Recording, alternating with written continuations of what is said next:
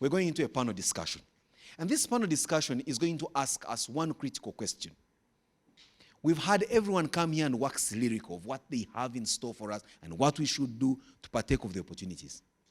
Now they will speak as to this question. Okay, you've told us the opportunities we have, but are you doing enough to ensure that those opportunities meet our expectations, and are we also doing enough to align our expectations to those opportunities? And so without further ado, allow me to invite the following. Jessica Kyeyune, you are the National Content Specialist at Uganda National Oil Company. She deserves a hand clap.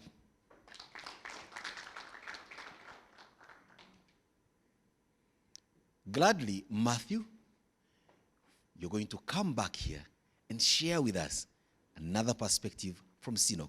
So, Mathew Kyaligonza, I welcome you once again. From the Ministry of Energy and Mineral Development, I'm happy to invite you, my very good friend, Brian Ochad, also plying in the trade of national content.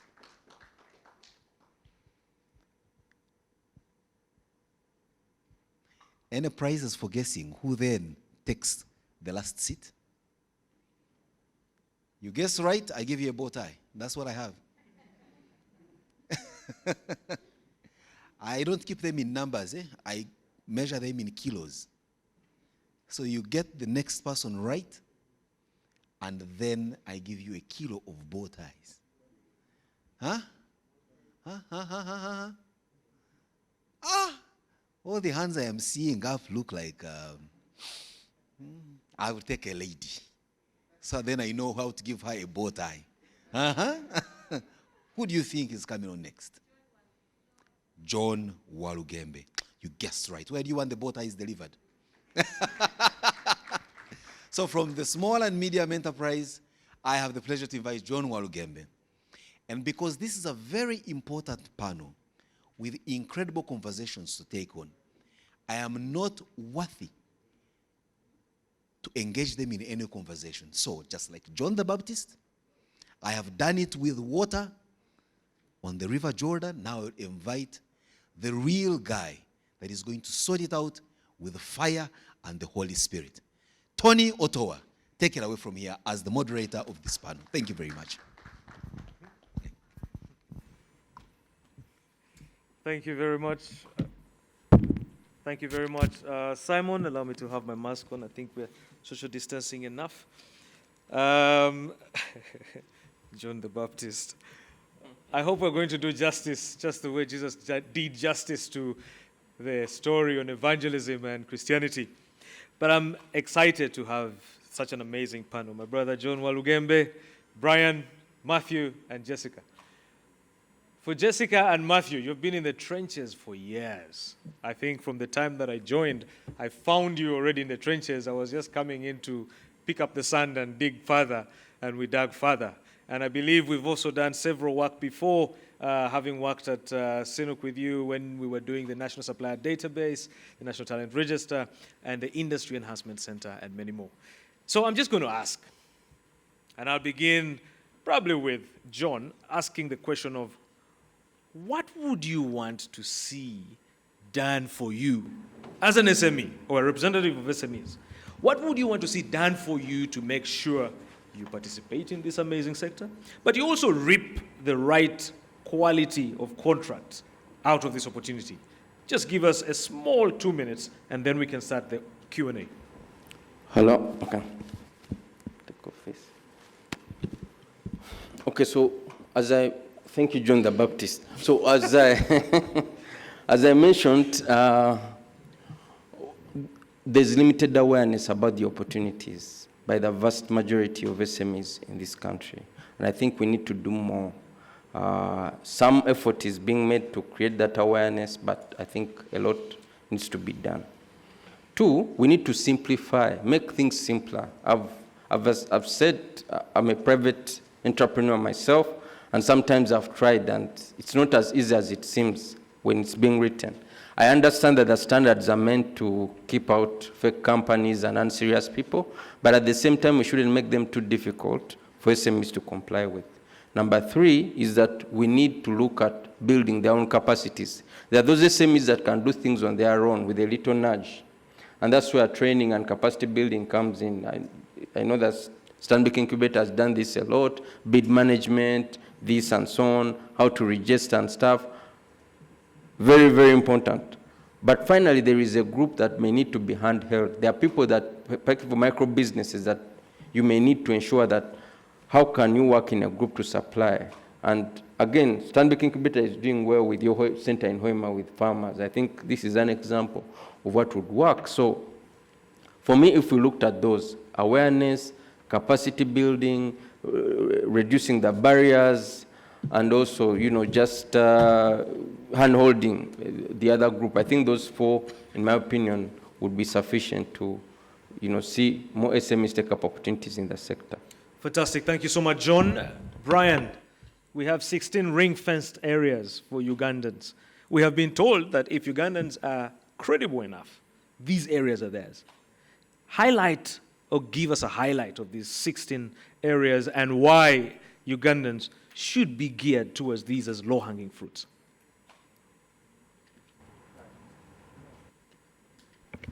Thank you, Tony. You're very right. We as government, from a strategic point of view, did carry out together with the JV partners at the time, Tullow Oil, CNOOC, and Total Energies, an industry baseline survey. Out of that survey, we came up with a study that it identified about 25 critical industries that Ugandans could partake in. And out of the 25, we went ahead and then selected, so to speak, allow me to use your very words, low-hanging fruits. We identified where we at least have enough capacity at the time, and I think that was 2013, 2014, when that study came out. I can tell you that the capacity has far much grown more than what it was. So the 16 goods and services, that's the history, how they came to be selected. And I know the PS highlighted a lot of them.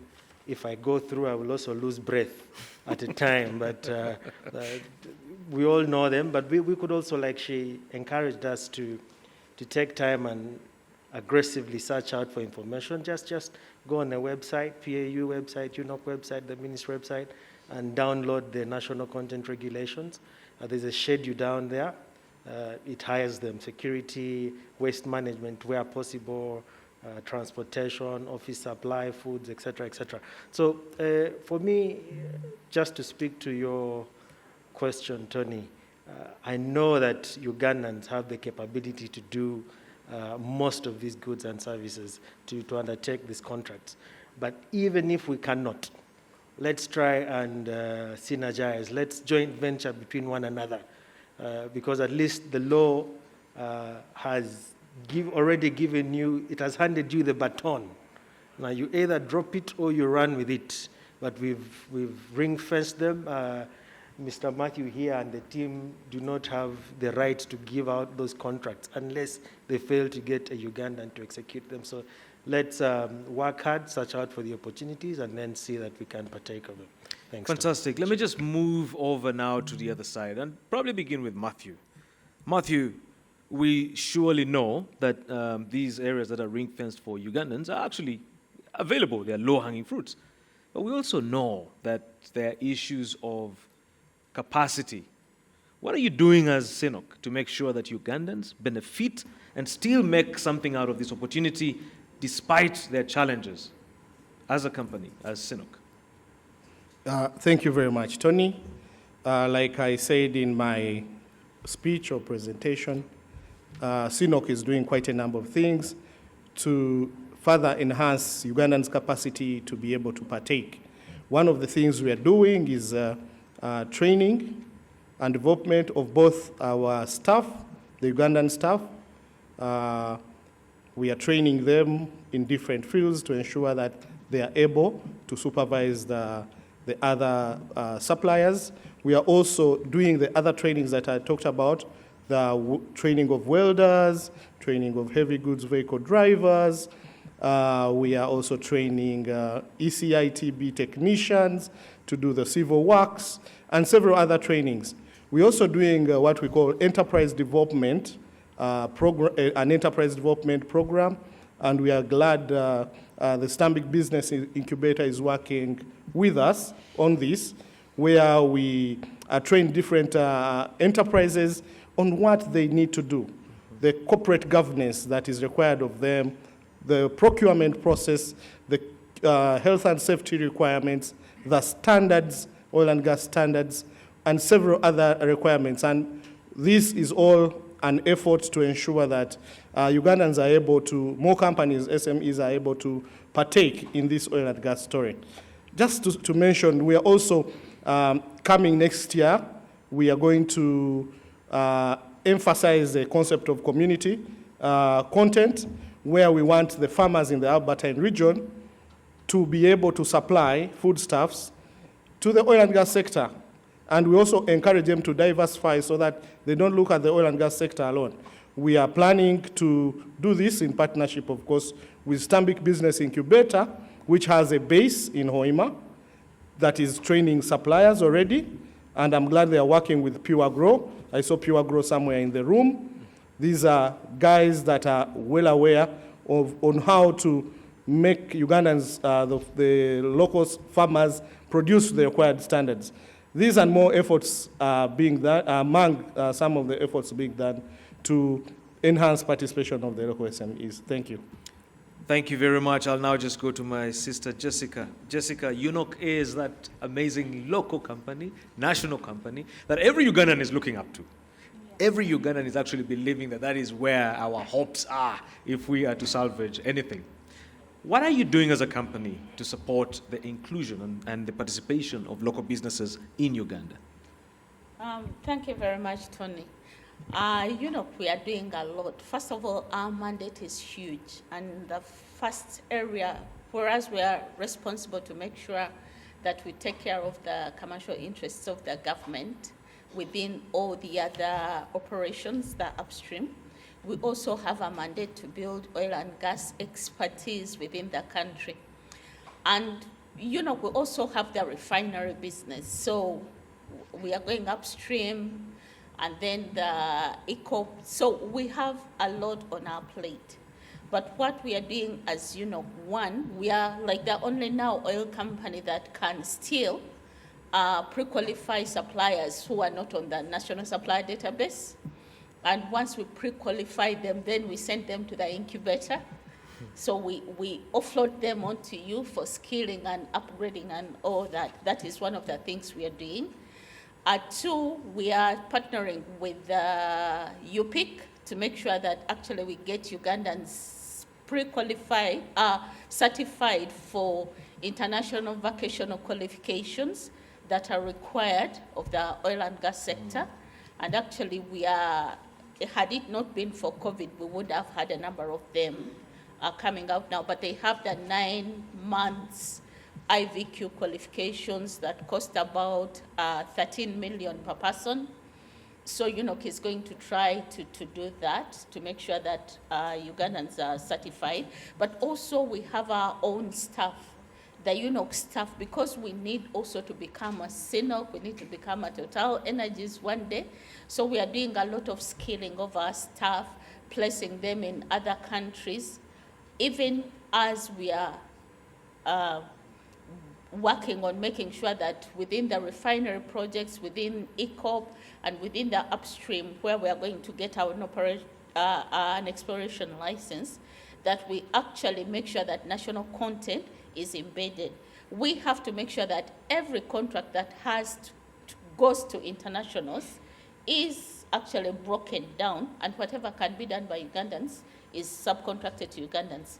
But in addition to that, at the moment we are issuing out 80% of our payments go to Ugandan companies. That is how much we really are looking into Ugandan companies. And we really thank the incubator because we offload people to you. We work with Petroleum Authority to make sure we have conferences for people to register on the NSD, so they do not only get opportunities with UNOC, but can operate across the value chain and get contracts with other players. Thank you so much, Jessica. I think that really gives us a great idea of what we're dealing with. And the interesting thing here is the fact that we all emphasize the idea of enterprise development for our businesses, which is, something that we cannot disregard. But John, while we talk about enterprise development, we also need to take into account that the last 2 years have been very tricky for most SMEs. Most SME manpower, which would or should have come from the technical schools, is not really churning out as we had hoped. Let's also remember that schools have been closed for pretty much 2 years. So you have less technicians as compared to what we needed.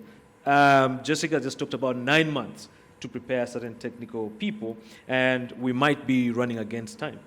What is it like for an SME right now in preparation for this opportunity, manpower-wise, technical manpower? Okay, thank you. You've rightly mentioned that the COVID-19 pandemic has had a very negative impact on SMEs in this country. Our study has shown that about 36% of them have closed shop, and we have another 68% that have been having cash flow challenges. That's why you've heard us making a lot of noise about Small Business Recovery Fund. And we are happy that the President committed 100 billion, which will be matched by 100 billion from participating financial institutions to support the recovery of MSMEs. Now, part of the difficulty that SMEs have is that they've had to make tough choices. They've had to let some of their staff go because they just can't afford to keep them. Now, that leaves them vulnerable. It also means, as you rightly mentioned, that they cannot hire replacements easily because the technical and vocational training institutions have also not been operational.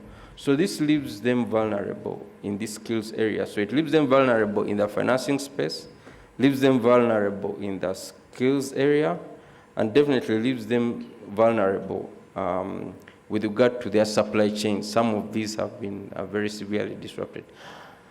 But on the whole, we are on the road to recovery, I would say.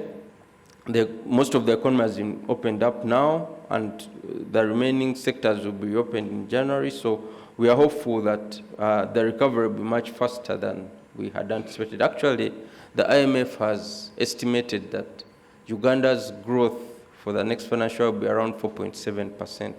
This is more ambitious than we had actually hoped, because we had hoped that it would be around 3.5% or thereabout. So everything is positive, and what I can say is that the SME sector will be able to cope well. John, but let me just stop you there and just ask you one crazy question or pertinent question just as a follow-up. You've talked about the COVID Relief Fund. Yes. And SMEs were complaining about not having been part of that fund before. Yes. Are you ready, or do we have SMEs that are ready to take on this money? No, what was provided before, sorry to say, was completely disorganized.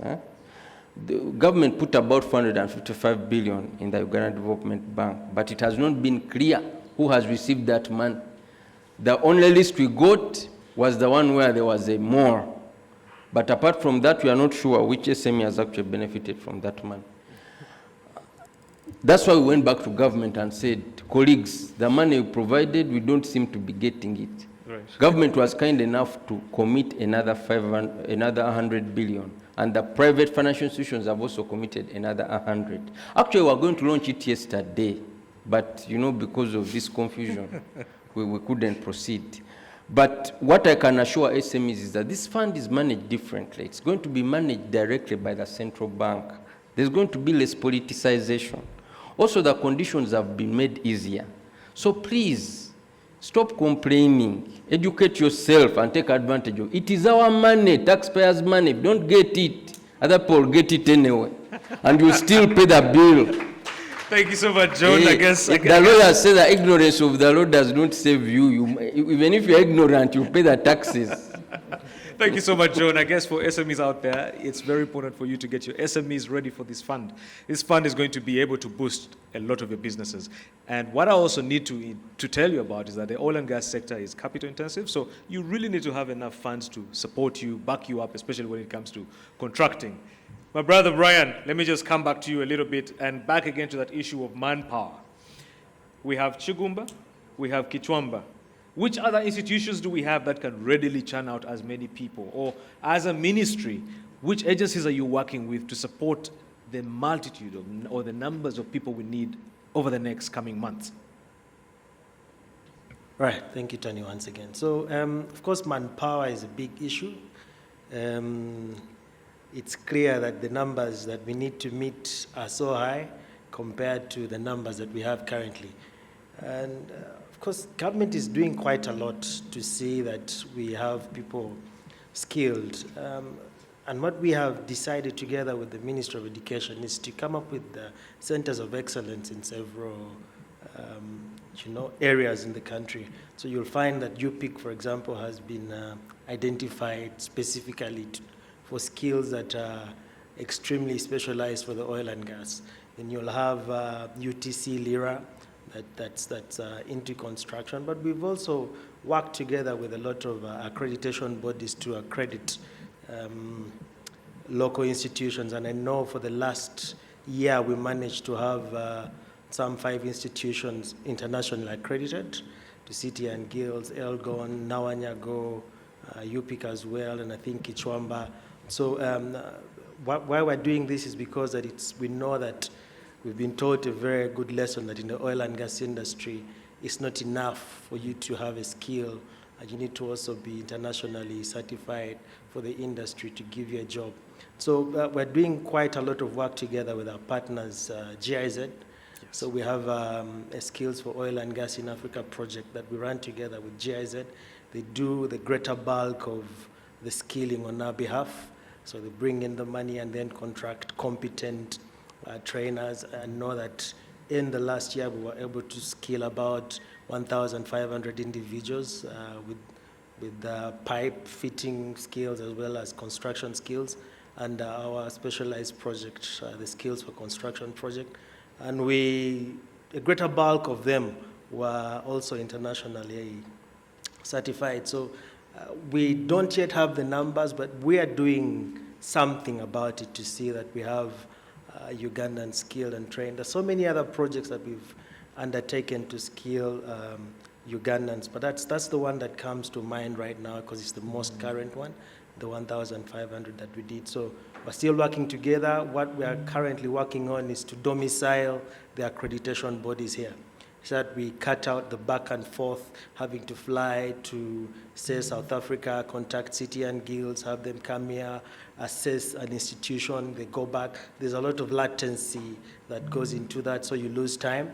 So we want to at least by mid next year have at least 3 international accreditation bodies domiciled here.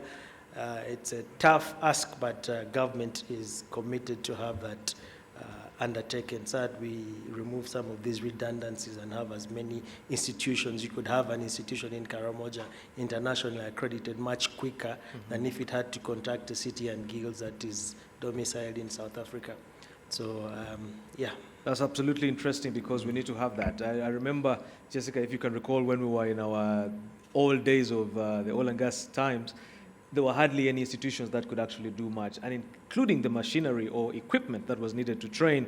All of this equipment was pretty much not there, so it was a little bit of a foreign thing. But let me just go to you, Mathew. We know we are going to need so many welders. We know we are going to need... When you look at the industry baseline survey, if you recall, when we look at manpower, the managers, the guys who have gone to Dundee University and all of these places, are just 1% of the needed manpower. 14% are your technicians, your engineers, and your guys who've gone to university for some engineering course. 60% are technicians, craftsmen, your plumbers, welders, masons, and so on and so forth, your fitters. And then 25% are your chuakari. All they need is certificates, 1, 2 in health and safety to support, with a lot of the activities around the oil and gas area. What are we doing at CNOOC, or what are you doing at CNOOC to make sure that we have the right strategic manpower, Ugandans, beyond the National Talent Register, to support us? Thank you very much, Tony. I believe I actually already hinted on this in my You can speech. expand on it. Yes. Now, first of all, we appreciate efforts of the Ministry of Energy and Ministry of Education in that regard with the other development partners like GIZ and E4D, which we actually also participate in as strategic partners.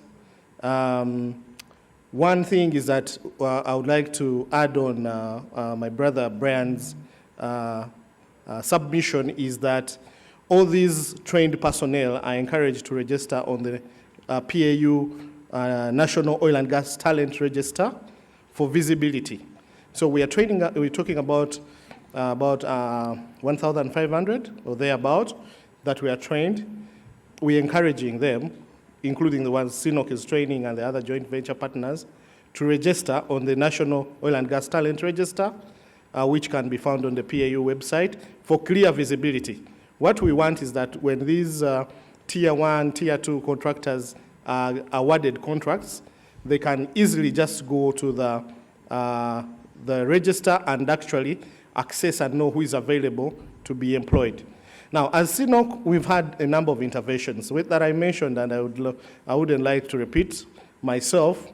We are looking at increasing the pool. As he said, the industrial baseline survey put the figures very clearly, and we shall need quite a number. And it is very clear that it is going to be these technicians that will take about 60% of the bulk of employment. These will be the welders, the pipe fitters, the scaffolders, electricians, plumbers, and the like. So we are looking at enhancing their skills. As CNOOC, we are making a contribution by every year training a number in the different fields. And we have also partnered as well, like Jessica said, with UPIC, where we are actually now, we've gone further, UPIC and UTC Kichwamba, and the other Albertine vocational training institutions, like Nile Vocational Institute in Hoima, Kiema Vocational Training Institute in Masindi, St. Joseph's Munteme Vocational Institute in Chikube, Nile Vocational Institute in Hoima, Buhimba Vocational Institute in Chikube, where we are now training the teachers. We have a program that we are calling the Train the Trainer TTT, Train the Trainer program. Our thinking is that if we train these teachers, last year alone we trained, this year rather, it was supposed to be a last year program, but because of COVID, we have trained them this year. We've trained 84 trainers to be able to train other Ugandan engineers and craftsmen, to be able to have that multiplier effect. So we are hoping, and this year alone, we are training another 45 from those VTIs that I've mentioned. So we are hoping that when these trainers in these institutions are trained, they're going to be able to train the other Ugandans here in the country, and we shall not have to send them to Dubai or China for these trainings. So here we are hoping that this will solve that problem, and we'll have a bulk of technical craftsmen to be able to participate and partake of these jobs that are coming up. Thank you. Fantastic. Now we are going away from the manpower, and let us just dive back into our business area, our SME area. Jessica, you have to, before you supply the oil and gas sector with even a safety pin, you have to be on the NSD.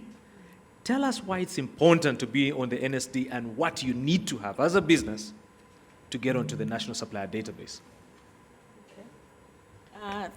Thank you, Tony. Basically, the reason why suppliers are required to be on the National Supplier Database is simply for visibility. When we carried out the industrial baseline survey, it was found that actually nobody knew which Ugandan company supplies what, because most of the companies are registered as general services, so they can go from plumbing to ferrying people to whatever. And that was the issue. So now when you go on the National Supply Database, you say what exactly you do. And the beauty of it is that they do not allow you to put more than 2 focus areas of supply. So you cannot say, I supply anything. That is one of the areas. But the second one is that now that companies are on the NSD, actually they are not only benefiting from the oil and gas sector, but other people like internationals can also access the NSD and be able to get suppliers that they work with, they joint venture with, so that is also an opportunity. But what does it take? Really nothing much. The people who are registered on the PPDA website, virtually the same requirements to be registered on the PPDA website are the same. The only difference with the National Supply Database is the requirement for you to be paying NSSF for your employees. And this applies to only those companies that have more than 5 people. But if you have less than 5, you are not required. But how do you get the NSSF certificate? You can actually go to NSSF, tell them you have less than 5 employees. But the reason why we want NSSF is to make sure that actually, as companies are benefiting, their people are also benefiting from the oil and gas money. You know, in oil and gas, there are those who are benefiting directly, who get contracts directly. There are those who are benefiting indirectly, like the employees are benefiting indirectly. So you as the employer, you do not have to eat the cake alone. This cake has to trickle down to the indirect and then the induced, so that your oil and gas employees from that contract, they can be able to take their children to better schools, build better houses, and that is how oil and gas money trickles down the line. So it is from that context that there is a requirement for the NSD, but basically it benefits the companies more than it takes away, because registration is free and is open all year long, is done online, and these are business documents that any company can have. And like John said, it is important that if you cannot register on your own, that you form an association and you register like a farmers association or a cement or a sand owners association or something, because in numbers you can be able to register and you can benefit better. I submit. Thank you very much, Jessica. John, I'm just going to ask you one last question and then we'll just take two questions from the audience. John, you've heard what Jessica has said. Yes. You have to be NSSF certified. You have to be URA compliant. You have to have a letter from your bank which certifies that you are actually, you're dealing with a bank, or you're active, you're active in the bank. Yeah. And then of course your Uganda Registration Services Bureau registration. How easy is it for an SME? Chisoboka, is it normal? How easy is it? People, it's not very easy, because these things, I mean, they are nice when you look at a book and the book says people have to be compliant. Yes. But in practice, it's not as easy. Now, if you register a company, you go to NSSF, you tell them I have less than 5 employees. I'm not even supposed to register with you, and I'm not going to contribute anything to you. But give me a clearance what? Certificate. Huh? Are you seeing? You have never paid, you don't intend to pay, you don't qualify, but you are telling them give us a clearance what? Certificate. Go to URA. You have just registered a new company, you have just got a team, and you're telling them, I need a clearance what? Certificate. They don't know, they have just known you now. But you're telling them, I need to. So it's a clearance for what? Because you have never dealt with you. So are you seeing the way some of these things, it's like a chicken and egg kind of question? Because for you to get NSSF clearance, it means you must be registered in the first what? For you to get, so it's good, it's admirable, but it's just difficult. Sometimes in all this, then as you are moving around, you are confused. Someone tells you, Chichi, how you know I need the certificate? So things like that. And then sometimes they say it's online. And then someone says, give me 200 to help you to fill on what? This is what happens, honestly. So some of these requirements, if we can make it simpler, especially for startups, it would be very well appreciated. These things serve as a barrier of entry. So it means that people who are already in, they don't get any competitors. They keep on building the experience. The same person who has worked with CNOOC, works with Total, and the more experience you get, the more you are credible. See, so there must be a way in which we make it easier for new entrants to kind of to come in. John, can we have that conversation, let's say, with URA, for instance, to kind of say, can we have a certain facility for certain businesses that want to, or a document that can be, a certificate that can work for the SME that you've just mentioned? Actually, for URA, I have a different quarrel. The chairperson is my friend, and he told me to write a paper, which I'm going to write. Look, I'll give you an illustration. Some of us, there are times you have a company and you haven't paid tax for the whole year because you haven't worked, but you keep on getting emails, pay. If you don't pay, we shall penalize you. But that day, you don't even have money to pay for electricity. Are you seeing? Now, but you take a year like this, you default because you don't actually have money to what? To pay. Even if they penalize you, it is useless. You just ignore their emails. You say, let them look for me.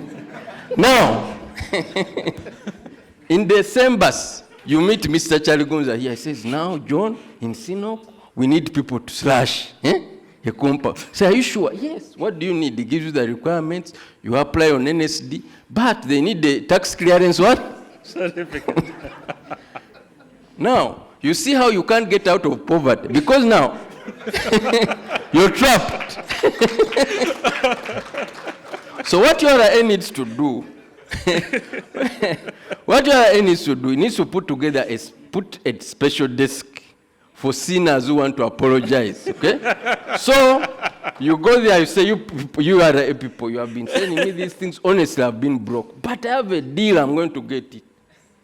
So URA says, okay, let us give you a tax clearance certificate. Right here that once you get that money, you'll pay all your what? Your debts. Then you make an undertaking. Once I'm paid, I'll clear all my tax what? Obligations. Then they give you a tax clearance. You go, Mr. Kyaligonza says, good. Gives you the contract. The first thing you do is pay your aids what? So it's a win-win. But now, my friend, in that mix, you can be trapped in perpetual poverty. Me, I'm telling you because I run businesses. I know it for a fact. Yes. John, thank you so much. You've been very realistic, but dramatic at the same time. The table or desk for sinners. I hope they're not perpetual sinners, but, just basic sinners. So I'm going to take questions from the audience, and I will go with ladies. We'll begin with ladies. So we're taking 3 questions, and I'll give 2 slots to the ladies and 1 for any of the gents. I will start with the lady.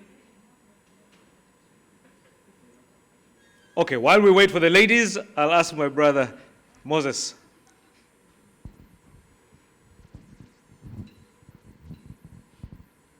Thank you very much. My name is Moses Kisembo. I'm from Shilo Farms. We're an agribusiness farm operating along the entire value chain. I thank you for the submission, but I beg to disagree is not a good word, but I beg to request that we This change is a the submission message. from who? The last speaker. Okay. About compliance, particularly with tax, and where you say that you would like the system to be changed a bit to accommodate SMEs. What we've heard is that oil and gas, they are not going to change their things. And as SMEs, we have to find a way to comply, no matter what. I picked the story because it has applied to our company, the one you say you go for a whole year without paying anything, and you're getting these letters. But then I later found out that even after you're not earning any money, you can submit that you've not earned money. And then they'll give you a tax clearance. The problem is if you've not been submitting anything, then URA is not going to change to accommodate SMEs. Oil and gas company requirements are not going to change, that for us we should be given a leeway as far as tax clearance is concerned. From my own experience, when we encountered that hiccup with URA, we began to consistently file. Even when we didn't have business, we continued to file. And the result of that is that now we are able to apply for a tax clearance, even during COVID when we didn't have business, and would get it the next day online. So I think that my message to the SMEs is that as much as some of these guidelines are strict and they kind of are too high for us, but we have to comply. And indeed, we can comply. The same thing goes with NSSF. About 3 years ago, we were in the same situation. We were not mandated to register with NSSF. But when we encountered this NSSF clearance requirement, we sat down with them and told them, look, we're a small company at this point. We are not registered because we are not mandated. We have less than 5 employees. And then they gave us advice. So we ended up doing mandatory registration. And even when we didn't have money to pay them, we just kept on doing those filings. And as a result of that, we have found that right now we can still, even without business, ask for some of those requirements and get them. So I guess the submission I'm making is SMEs, we have to find a way of complying. Thank you. Thank you very much, Moses. Yes, the lady at the front.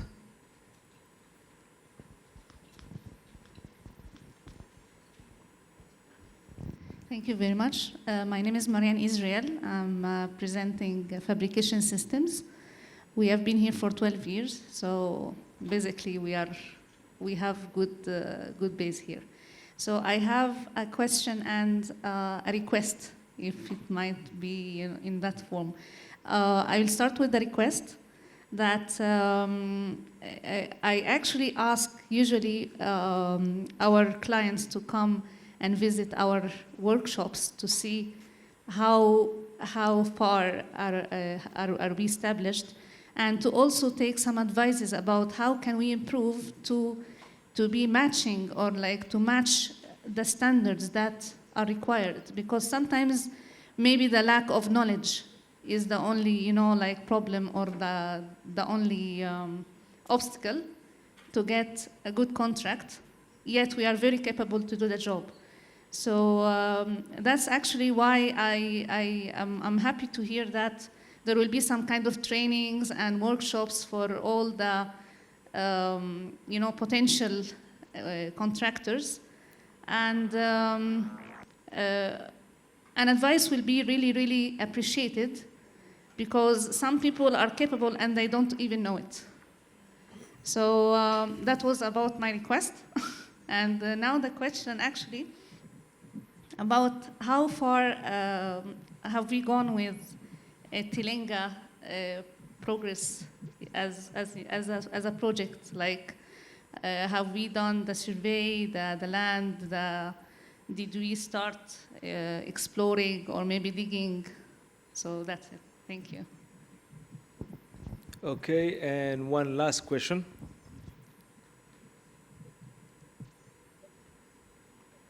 Okay, let's just have 2 more, and let us just make them 30 seconds, please. Huh?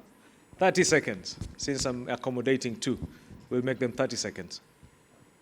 Thank you very much. I'm Reverend Kasirabo Enoch. I'm a farmer. But I'm also on the National Data Bank for this the supplier. I think number 8. But the condition I'm in is just between prosperity and condemnation, in the sense that our farmers who supply food, most of them, including us who have made companies, are so much below the required standards. I am asking, among you senior partners of this program, who among you is very much interested in mobilizing farmers so that at one time in the 10 districts we are able to supply the necessary foods that are of international standard that can meet our expectations and your expectations? Thank you very much, Reverend. In fact, the person to answer that question is also in the room, because he started doing the work, and he's doing it at the Stanbic Business Incubator in Hoima, which is in partnership with UNOC and Stanbic Business Incubator. So I'll just give him the microphone a little bit to just speak about what they're doing in terms of that. His day is tomorrow, but we shall allow him today. Otherwise, I'll end up being a perpetual sinner. So one last question here. Yes, thank you very much. I'm called David Senkali. From Mitco International. We do health and safety. I have 3 questions, but I don't know whether I'll be allowed to ask them. But the first one was, since the SM is here, we are tier 2 and 3. There are bigger companies which are tier 1. Is there some arrangement in the future where the tier 1 companies and 2 and 3 meet to discuss business as we've done this? That would be the real deals house. Secondly, the second question is to UNOC. You said that you'll be importing in fuel via the lake. We've had a lot of activists saying that fuel and lake, especially the biggest freshwater lake in the world, might not mix because of accidents that could lead to destruction of lives of animals. Have you looked at that? And my last question was about the airport in Kabale and the business park. Where do we get the owners to discuss how we get land and other things around that area? Thank you. Okay, so we're just going to make this a very quick one, but maybe just before we get into the answering, I think, John, the URA thing is a very critical one, and I think as we plan to discuss more the requirements to get onto the NSD or support to businesses to get onto the NSD, you could lead with us on a workshop with Petroleum Authority, URA, to see how we can support Uganda businesses. So I think FSME, in terms of our partnership, we can start working or workshopping around this, not only to support the businesses, but to make sure that they can actually get onto that ladder. So I'll allow each and every one of you to answer your questions. I know you know which questions were targeted to you. If you pretend you do not know, I will make sure you know. So starting with Jessica. Thank you, Tony.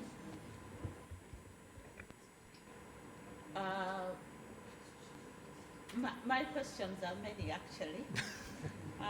I'll start with one, okay, and others can add. Your microphone, Jessica?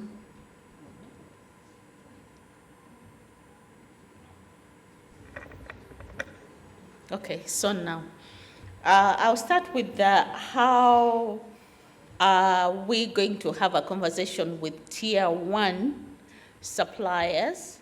Actually, UNOC is working with ECOP, and there's a workshop happening on the 23rd, next week, Tuesday, and it is going to be broadcast on TV, but also online. And some of you are invited. It's going to be here, but it's going to be for only 200 Ugandan suppliers are going to be invited. So kindly, it's going to be broadcast, I think, on NBS on Tuesday, full day, but also on the social media platforms. I will send through the information to Incubator, and then the Incubator will be able to disseminate this information to anyone who has not received that information yet. So the tier 1 suppliers are actually actively trying to get to understand what is there to be supplied, but also for you to understand where the subcontracts are that you can tap into as tier 2 and tier 3. When it comes to the importation of fuel via the lake, and now this really brings in the requirement for oil and gas companies to apply the proper standards so that we do not get into things like leakages of fuel within the lake. And most probably that's why you see that even as we look, many people are saying, oh, so many petrol stations are mushrooming into the country, we'll get fires. But I don't think anybody has ever heard of an oil petrol station burning. It's because of those standards as well. So UNOC ensures that actually we apply the standards and the vessels that are used that are actually not leaking. Yes, such leaks have happened in other countries, but they are really a one-off. And then when you come to the Kabale, the airport, when do we get to the owners? Actually, the Kabale Industrial Park is a UNOC responsibility. Ministry of Energy handed it over to UNOC for management. Right now, what we are doing, we are looking at a legislation that will enable that park to be operationalized, and definitely SMEs and other companies are going to be given slots, and UNOC, we are still debating definitely the normal industrial parks in Uganda, they are given for free. But now we are looking at this one specifically as a petrochemical industry, but there will be room for constructing schools, hotels, recreational facilities, and everything else that other SMEs are dealing with. So, definitely you will get there when the legislation is done, then we'll be able to enable the Ugandan companies to actually apply and be given those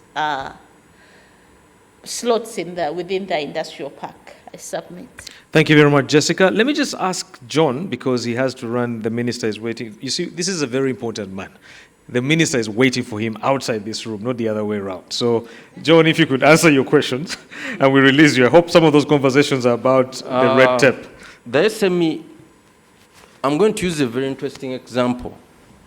When Trump ran for office in the US, everyone knew that the Mexicans wouldn't vote for him because he was very anti-immigrant. It was interesting that they actually voted for him. What does that mean? The Mexicans, having gotten into the US, did not want other Mexicans to what? Once you are inside, you don't want others to what? Now, my colleague here has jumped the hurdle. Now we're saying let the regulations do what? Let them stay, because now there are barriers to entry so that we can thrive. No. As a federation, we speak for others who are outside. Let them also what? Let them also come in. Thank you very much. Thank you very much, John. Thank you. Maybe I'll just allow Bobby to just come and take over this chair, because you'll have to answer that question on the farming bit very briefly. Mathew, please. Thank you, Tony. As my brother John moves out, I want to remind him that oil and gas is a highly formal business that does not compromise on quality, health, safety, and others. That's why actually we do require you to actually have those are actually basics. One thing is that Ugandan suppliers think that when you get on the NSD, you've reached heaven, you've gotten there. Yeah. There is another hurdle called pre-qualification. NSD registration just enables you qualify for pre-qualification. So there is also other hurdles. Not everyone on the NSD actually gets the job. So I know it's a tall order for some SMEs, but that is it, and it won't change like that colleague there said. Yeah. And compliance, for example, with URA, is that you can actually submit a zero return. So if you cannot submit a zero return to URA, the kind of requirements that oil and gas contracts come with are so enormous that you will not be able to handle. You'll just give up, and this will not be your kind of thing or kind of business to do. So just to organize yourself. Yes. Okay. Now, to go to the questions, Madam Israel from Fabrication Systems invited us to their factory so that we advise them and all that. I would like to say that we actually already visited you. I led a team of engineers on the engineering project team in 2008, and we visited Fabrication Systems. Go in your systems, you'll find. But given that there is a time lag, we can always come, and we've actually received a formal invitation from you that we shall actually come up and advise you further. But I'm glad you're attending such fora, and I encourage you to attend the one for UNOC and ECOP and Tilenga Monday, and ours on 9th December, so that you can actually get to know the updates. And you ask how far with Tilenga. I'm not here to speak for Tilenga. I'm here to speak for Kingfisher. But as joint venture partner, I can also speak for Tilenga a little bit. Right now, where are we? As industry, the front-end engineering design was completed some time back. Exploration and appraisal wells have been drilled. That's another stage completed. And right now, the final investment decision that we've waited since 2013 happened last month.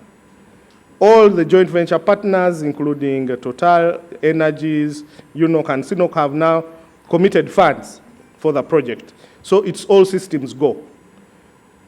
We are no longer promising that FID is going to happen. It has happened. So this is the best time, and we are glad that you are living to see this. Some of us who have come from the trenches, like Tony said. So that's where the projects are at final investment decision and project kickoff. So my senior citizen, the farmer, talked about farmers being below the required standards. And I know a colleague from maybe Pure Grow, Bobby, is going to talk more about this. But the joint venture partners have not left this unattended to. We have the agricultural development project or program that we, the joint ventures, have instituted, and it's been running for 3 years, where we are training farmers from the Albertine region. Those are the districts of Nyoya, Chikube, Hoima, Bulisa, as target areas, our catchment areas, where they are training them in a wide range of farming, dairy, piggery, aquaculture, fruits and vegetable growing. This is a program that is phased in 3 phases, and this year it was first being taken care of Talo, and when Talo left, Total inherited that program. So you can interest yourself in, and the Stanbic Bank is aware of this, they will share that information.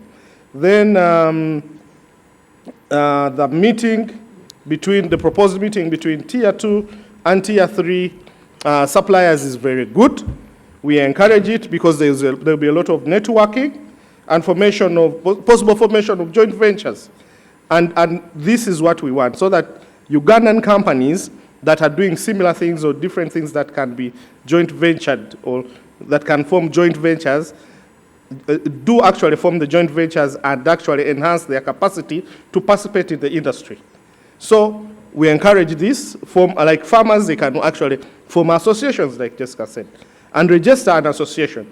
If you are from Masindi, you can do Masindi, whatever association of farmers.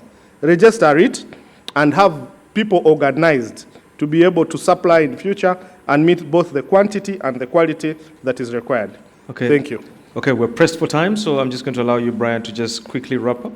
And then we'll have Bobby, and I'll also ask Joseph from Petroleum Authority to complement or supplement what Bobby is going to say on the issue of agriculture. So, my brother, Brian. Yeah, thank you, Tony. I was about to pretend, but I didn't want to run the risk of being reminded. I'll just speak to 2 things. One, the issue of not, wanting to bend corners to beat the system. In as much that it might be possible for us to work with the URA and come up with systems that might then lower the standards required for people to get, tax clearance or maybe even NSSF, but it's not something I would advocate for. If you want to play, you need to be a player in the oil and gas industry, you need to, first of all, resolve within your mindset to say that I'm moving into an industry that adheres to very high standards, so I must transform myself. If I can win and execute a contract in the oil and gas, it means I can execute a contract elsewhere. So just take it as a challenge. If the hurdles seem too big, resolve to smash them. If the walls are there, run through them. That would be my advice. Plus, FID is already here. So trying to work with other government agencies might take a while. So before you know it, even if you're successful, the contracts have been won by other people and you've lost out. So just work with what is available and try as much as you can to win the contracts. Then I want to move to the standards issue, and I want to just tie in. I don't want to dominate this thing of the standards with the farmers. I'll let Bob say what he's supposed to say, but I just want to mention that the standards are there, but the challenge from the feedback that we've also had is that most of the would-be players are not clear on the standards. So while we keep telling them the oil and gas industry adheres to high standards, we've not come up to tell them this is the standard that we expect. Most of the time we gloss on it. So what government has really done is I think we're yet, maybe next month, we shall hire a consultant to develop a value addition and marketing strategy for goods that are going to be demanded in the oil and gas sector. So that we have clarity on most of the goods that will be demanded, what are the standards that are required, and how can people attain the standards. And if they can't, what can government do? What's the role of the IOCs to help people meet those standards? And then we plan to make, to require the PAU to require the IOCs to ensure that the strategy is adhered to. And then for the farmers along the ECOP, I know that the ADP program that has been spoken about by Mathew here is running. So government of Uganda, through the Minister of Energy, is planning to extend that project across the ECOP. So we are sourcing for finances, and hopefully the money comes through as quick as possible. Then we can then work with partners such as the Stanbic Incubator to execute this project on our behalf. So thank you, Tony. Thank you very much. Now, just before we ask Bobby and my brother Joseph to come in and speak about that farmer issue that, Reverend, you have mentioned, let me just tell you a simple story, a story that, Jessica, I think you're very familiar with from our days. There was a day we had gone for a supplier development forum, just like what we're having here, and we were in Hoima. And one of the farmers, one of the guys who deals with cattle and beef, was not excited that we were getting meat from Kampala. We were getting meat from quality cuts. And he insisted that we have to be able to be getting that meat from him. We actually saw it as a very valid reason, actually. Why should we be getting meat 200 kilometers away, yet you can actually get it right in Hoima? But the first question was, do you have an abattoir? The man said, but what is an abattoir? Me, I cut the cow here, I bring it for you when it is fresh. Hey, the oil and gas people went crazy. They said, what? There's something called HSC, standards, food everything. The guy said, okay, you teach me. The oil company, Talo at the time, decided to build him a small abattoir, running water, tiles, with a net to, put out the flies. And the gentleman moved away from a small motorbike to a small refrigerated pickup. He supplied month 1, month 2, month 3. Come month 8, the man said, you people, I am tired. You people eat too much meat and you want it in a different way. And you know what happened? Kalas, he disappeared. Bobby, farmer issues, food for oil and gas. And 2 minutes because tomorrow is your day. I just wanted to answer the Reverend's issue. Will we have those guys who just say you eat too much? Because remember, the numbers are going to be almost 10 times what we had before, or even more. Your story, Bob. Thank you, Tony. Thank you, Reverend. There is a joke. I thought it was a joke, but the guys were serious. A few months ago, or weeks, the fish exporters were saying it should be illegal for Ugandans to eat food so that they have, fish, so that they have enough to export. I think if we don't address Reverend's issues, it will be illegal for the people of Kampala to eat tomatoes because we need them for oil and gas. So So, Reverend, first of all, I thank you that you understand that the farmers are so far below the standards required. But they don't all have to be at the standards required to participate. That's why even here they are saying tier 1, tier 2, tier 3 suppliers. The farmers cannot satisfy the consumers' expectations. Most of them can't. Just like the consumers cannot satisfy all the farmers' expectations. I'll give just a small example on that. The consumer expects a certain quality, packed a different way, prepared in a different kind of environment, which is a big investment that the farmer cannot do.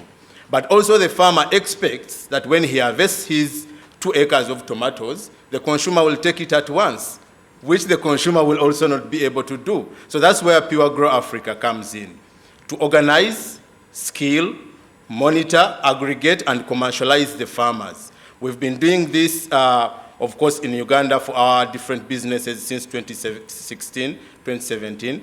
But for the oil and gas, we've been doing it since 2019. We are on ground in Hoima, we are in Chikube, in Bulisa, and recently, because of our good work, Stanbic Bank Incubator Limited called us to be partners with them to be able to do that on a larger scale.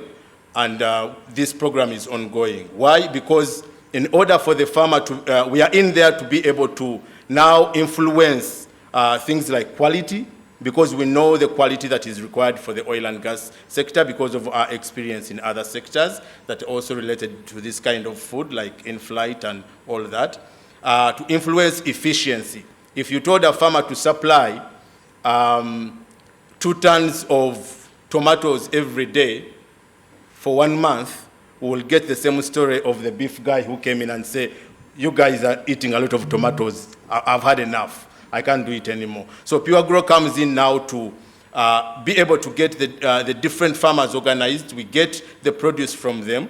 We give a little of what the oil and gas needs with the quality they want, and then the rest to our other markets in and outside the country.